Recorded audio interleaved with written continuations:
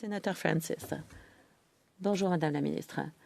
Mercredi dernier, c'était l'anniversaire de M. Anderson qui est à la base du principe de Jordan. Mais 2 décennies plus tard, nombreux sont ceux qui n'ont pas accès aux services de santé dont ils ont besoin. La semaine dernière, on a appris qu'il y aura encore des restrictions et encore des retards. Madame la ministre, vous vous êtes engagée à réviser ces changements.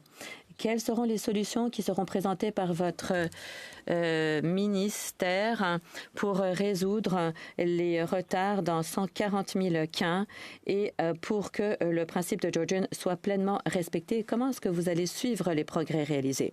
Madame la ministre. Merci, sénateur. Pour moi, ça a été le dossier le plus important. Il faut que nous agissions de toute urgence. Il y a beaucoup de travail critique à effectuer. J'ai passé tout mon été à discuter avec mes partenaires pour parler des décisions qui ont été prises en février. À titre de ministre, il faut que je reconnaisse qu'il y a des décisions qui ont été prises qui ne s'alignaient pas nécessairement avec les principes de l'arrêt Jordan. J'ai aussi parlé avec le père de l'enfant qui a dit ce programme est le legs laissé par mon enfant. Il faut que le programme retrouve ses principes de base. Alors moi, c'est ce que je vais faire. Je vais commencer par l'identification de la nature de cet espace avec les collectivités visées, avec mes partenaires, parce que c'est comme ça qu'on peut définir les services qui vont être offerts. Je ne me contente pas de dire que les consultations sont une partie nécessaire de ce que je fais. C'est en fait une obligation. Alors, si je vais changer quelque chose, il faut que je le fasse pour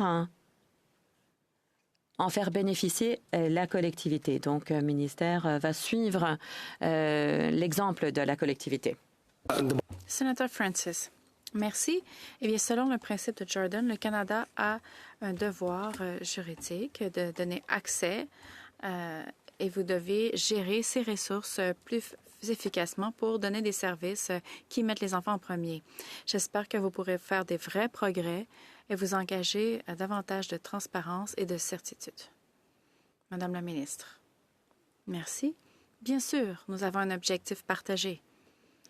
J'ai demandé à mon ministère de me revenir avec une stratégie qui s'assure que les capacités que nous avons à l'interne répondent aux besoins de ce qu'on fait avec l'engagement avec nos partenaires.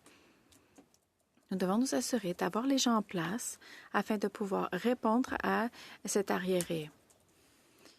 Il y a certaines composantes de l'arriéré où ce sont des gens qui font une nouvelle demande ou parfois on les traite en séquence. Donc, d'avoir des critères clairs sur ce qui est applicable, ce sera un outil qui, je crois, permettra d'avoir une meilleure capacité de répondre aux demandes.